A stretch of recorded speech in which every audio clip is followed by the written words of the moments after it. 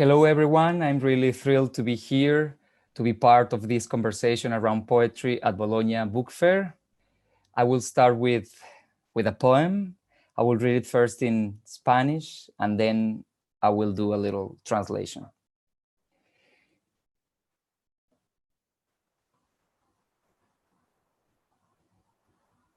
So here we go. En una cajita de fósforos se pueden guardar muchas cosas. Inside a tiny matchbox, many things can be kept. Un rayo de sol, por ejemplo, pero hay que encerrarlo muy rápido, si no, se lo come la sombra. Un poco de copo de nieve, quizá una moneda de luna, botones de traje del viento y mucho, muchísimo más. Les voy a contar un secreto. En una cajita de fósforos yo tengo guardada una lágrima. A ray of sun, for instance, but it needs to be cut quickly. If not, it'll be swallowed by shade. A bit of a snowflake, perhaps a coin of moon, buttons from the windsuit, and more, so much more. I'm going to tell you a secret. Inside a tiny matchbox, I have kept a teardrop.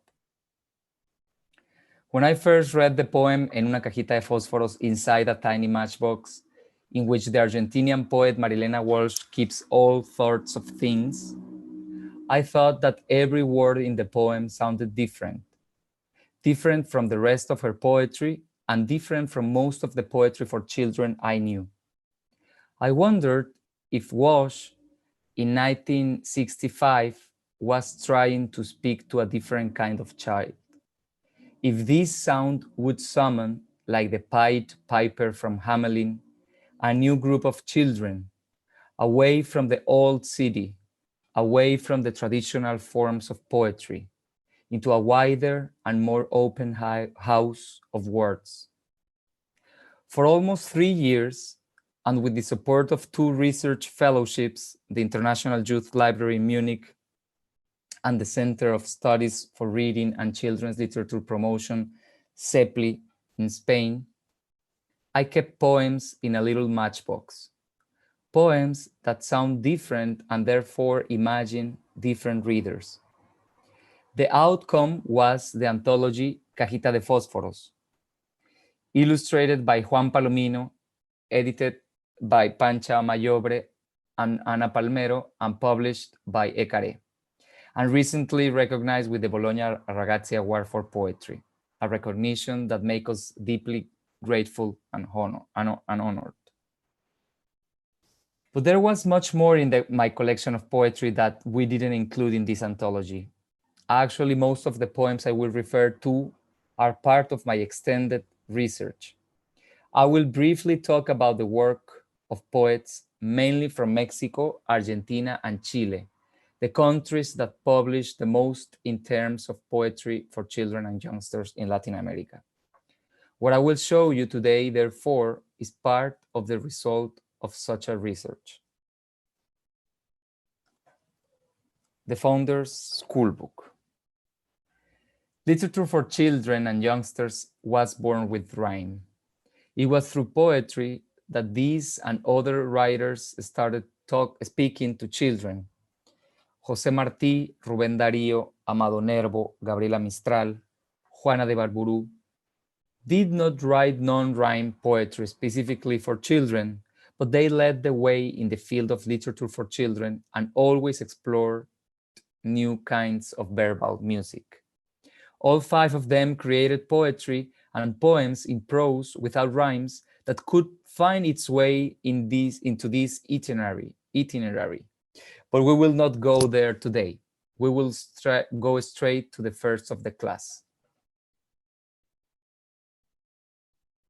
In 1943, the Venezuelan Aquiles Nazoa published what might be the first non-rhyme poem for children in Latin America.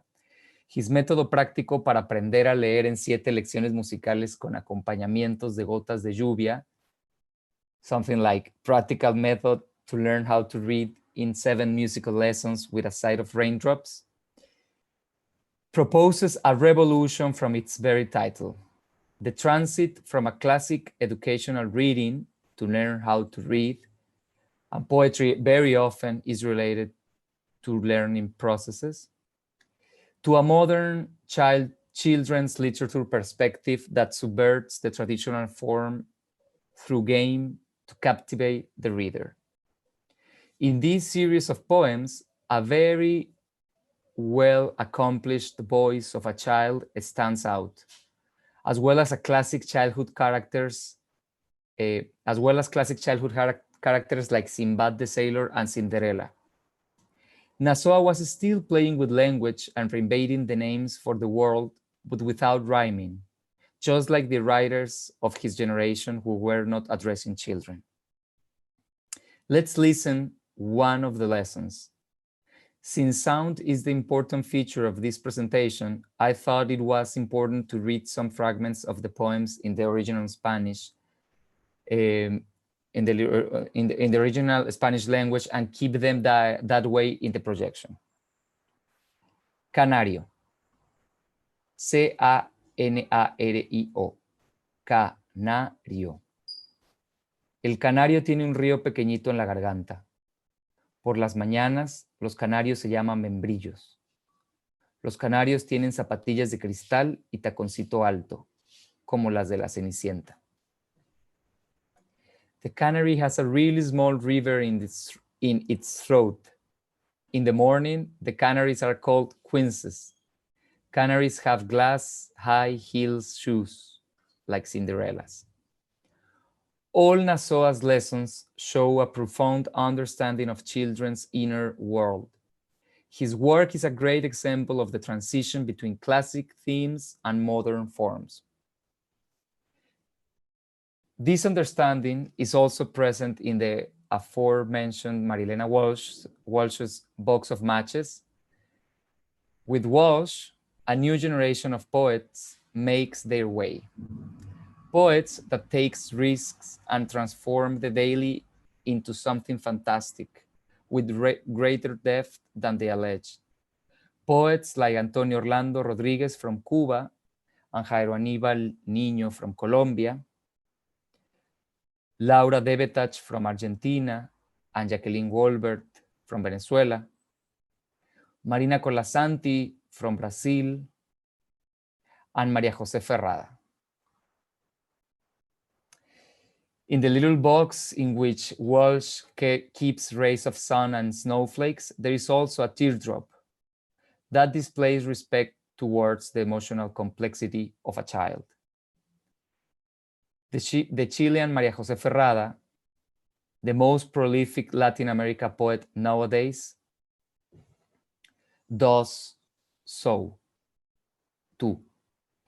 In the last 7 years, she has published more than 30 books of non-rhyme poetry for children and youngsters.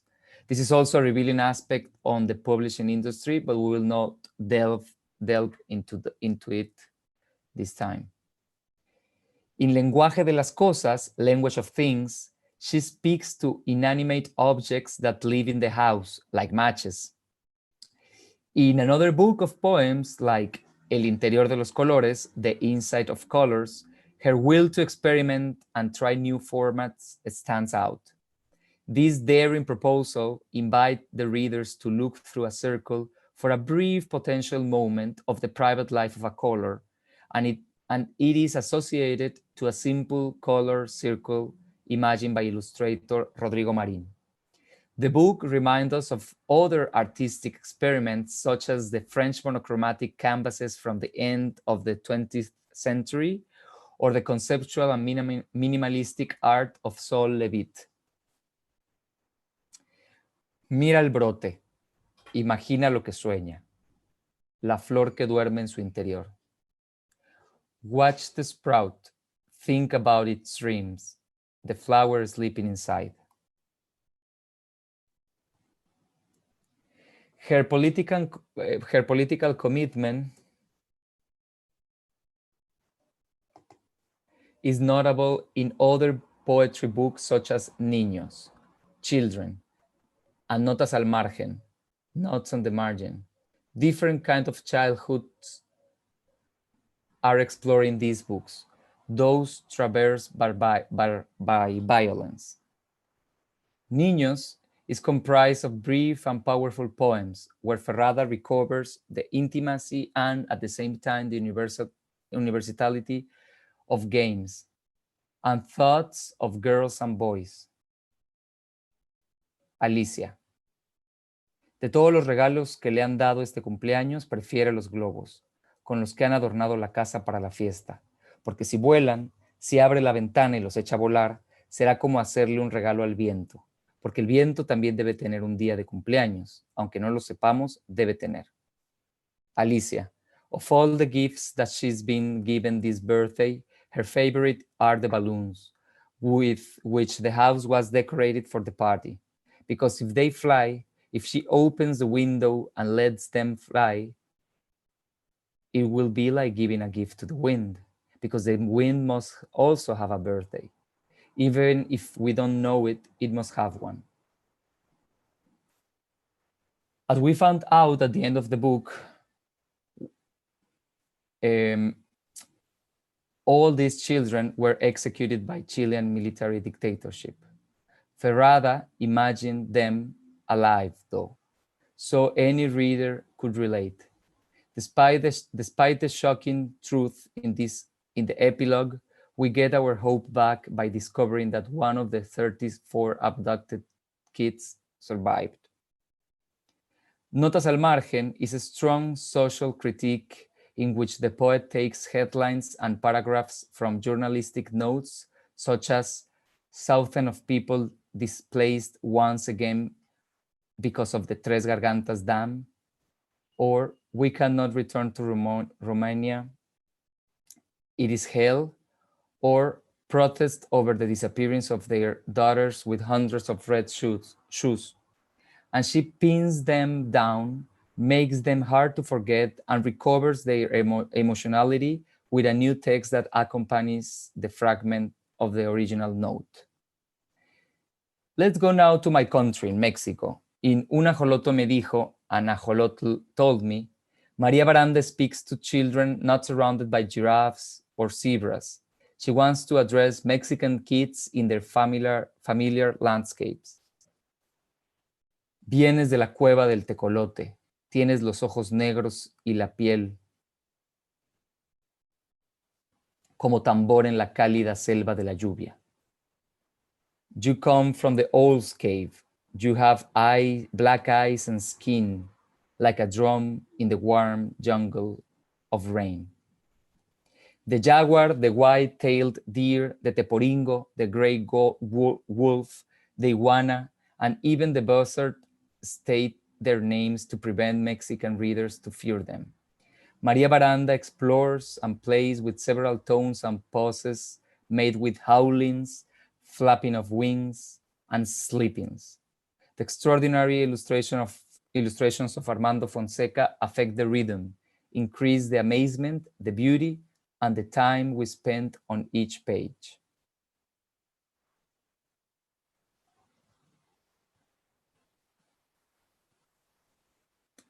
On the other hand, Diente de León, still from Maria Baranda, Dandelion, is a long narrative poem as a testimony of the precarious life of a girl that cannot invite all his friends to her birthday party because food will not be enough.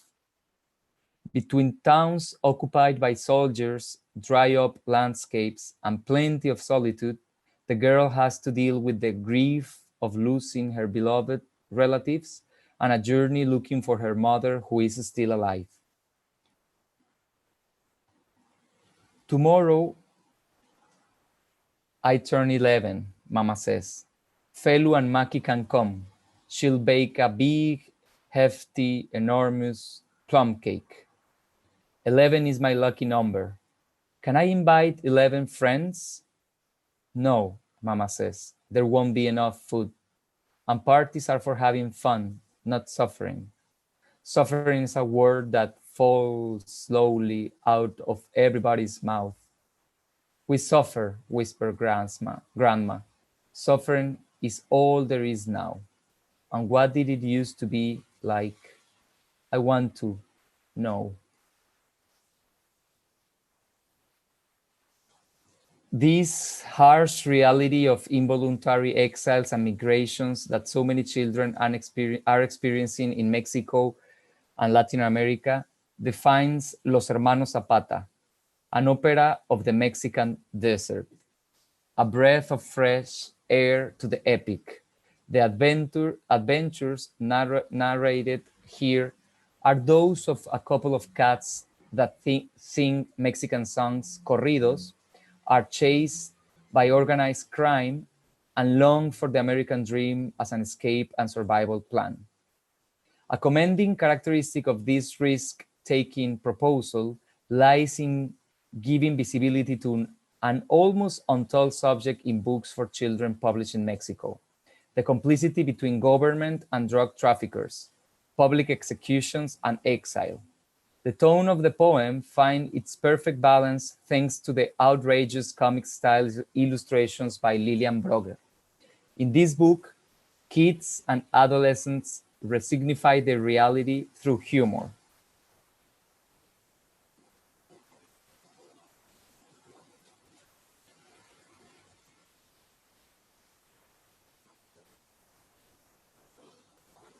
It's raining here. I don't know if you can listen.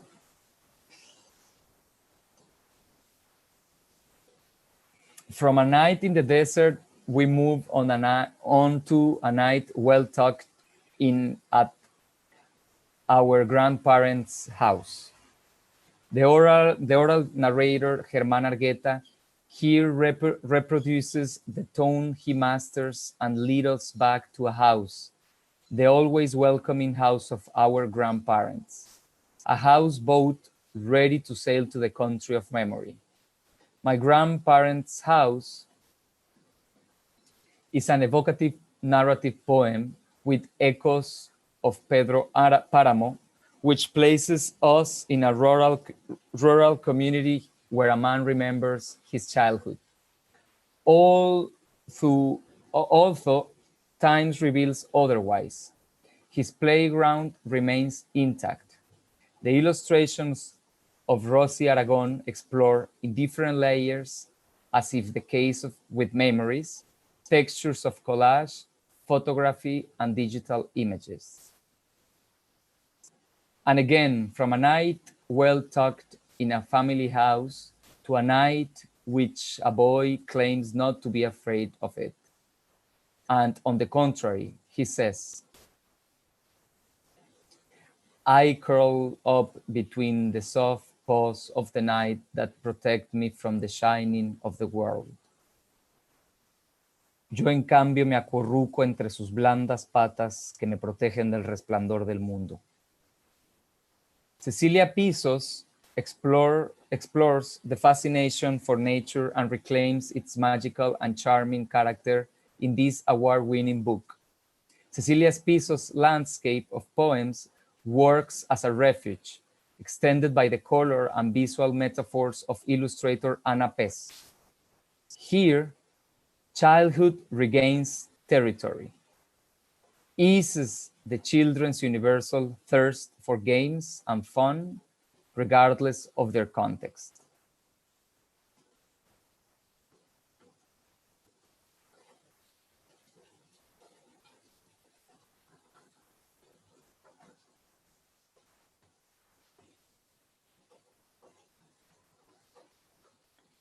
And how is it that the star comes to make a wish? She looks up at the plains and picks a shooting passenger with her forefinger.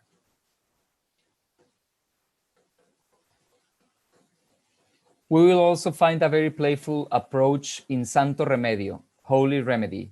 Here, just like Achilles Nasoa, who subverts a classical form, Ernesto Lumbreras makes his own versions filled with ghosts, witches, and chocolates from popular sayings.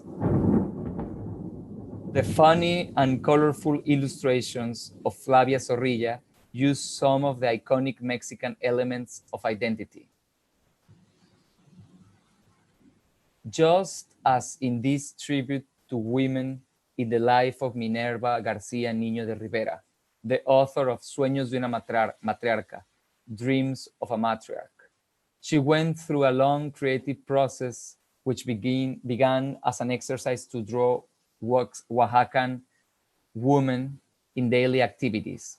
Then those women became sketches and memories of their mother, grandmother, sister, and aunts. She tried several techniques: acrylic, watercolor, Chinese ink, until she settled for engraving.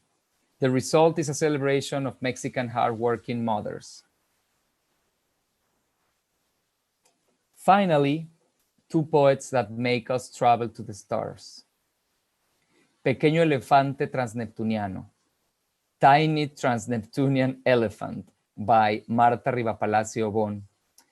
This book is a strange stellar stroll full of calligrams in which a girl, Anna, jumps and swings. She explores the stars, planets, and satellites next to an imaginary elephant that, far from keeping her company, it suggests a great feeling of loneliness. Dressed as a Wonder Woman, Anna rides the solar wind with a comet as brush. She draws the 300 moons that orbit between two dreams and a nightmare. For icy brush strokes and a green drop of chlorophyll from Europe, sulfur yellow for Lowe's horns, and an iridescent volcano for Triton. Vestida de Mujer Maravilla, Ana cabalga los vientos solares con su pincel pelo de corneta.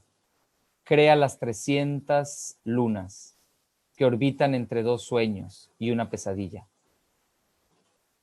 4 pinceladas de hielo y una gota verde de verde clorofila para Europa. Amarillo azufre para los cuernos de Io y un volcán tornasolado para Tritón.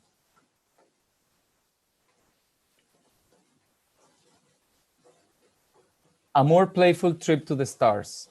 Astronomía poética. Poetic astronomy.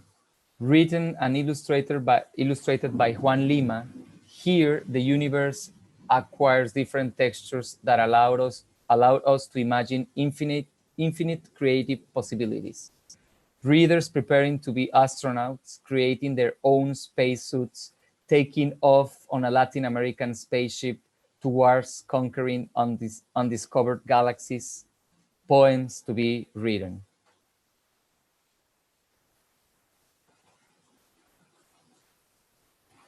Dibujo en el cuaderno una nave con forma de flecha, apuntando al cielo. Enciendo los motores, remonta vuelo, parece un pájaro. Oriento la antena y mando señales. Bip, bip, le saco una pluma y escribo este poema. I draw in my notebook a spaceship shaped like an arrow, aiming for the sky. I start the engines, flies up, seems like a bird. Direct the antenna and send signals. Beep, beep, I take out a pen and write this poem. As a possible conclusion, we could say that the publication of poetry has increased in Latin America in the last years, even though there is still a kind of poetry style that repeats itself and wears out the formal lexical and thematic repertoire of the early 20th century Spanish poems. A considerable part of this creation moves away from the rhyme poetry, the traditional folk lyric for children, and explore new forms of musicality. The contemporary poetry without rhyme and usually free verses. Most of them published along with illustrations in a more balanced relation between image and text. They are creating their own experimental and avant-garde corpus in the children's and young adult editorial field, separated from the picture book's empire. All these non-rhyme poetic expressions bring down the idea that this type of poetry is almost exclusively for youngsters, and that rhyme poetry is the suitable form to address younger children. By doing this, they also expand our ideas regarding childhood, explore wider and more diverse portraits of kids. The media crossing, the use of new formal structures, generic hybridization, and the dialogue between text, image, and design beget a kind of literature detached from the stereotypes and preconceptions generally associated with poetry and Latin American cultures. A diversity of subjects that span from fantastic to realistic childhoods filled with loneliness, with heroes that undertake symbolic travels and explore complex and rich, affectionate personal landscapes, two small hidden worlds within daily objects or inside a color, going through migrations, context of violence with the tracks of state terrorism and organized crime, fantastic animals, and even spaceships. In, in 2019, I published a book of essays, a critical overview of contemporary poetry, published in Spanish-speaking Latin American countries where other specialists and I delved into the many possible paths to reach poetry. But I started this research because I was longing for a different musicality. I wanted to renew my amazement and find new ways to make poetry more visible. In Cajita de Fósforos, the anthology for children and youngsters, I try to favor emerging and risk-taking authors, those that stretch the limits of genre and the way it's read. I'm again really grateful with Bologna for this award recognition, and I hope and wish this kind of awards and the recognition that comes with them would actually transform itself into material appreciation of singularities, for the singularities each different language represent. One last example is Palabras Manzana, Apple Words by Jorge Luján, whose poem La Presa, the prey, I will borrow today as a metaphor to end my conference. Vi un lobo, pero en realidad, ¿cómo saber si estaba allí? Su aliento azul no provocaba menos mareas que la luna. De sus patas sobre mi pecho no puedo hablar, porque yo aún dormía. Todo lo demás está por suceder. I saw a wolf, but actually, how can I know if it was there? Its blue breath didn't cause less tides than the moon. Of its paws on my chest, I cannot speak, since I was still asleep. Everything else is yet to happen. That is what non-rhyme poetry for children and youngsters tell us, that there is an unexplored road of possibilities to enjoy and think of, potential critical readers to be discovered, and plenty of room left in our tiny matchboxes. Muchas gracias. Grazie mille.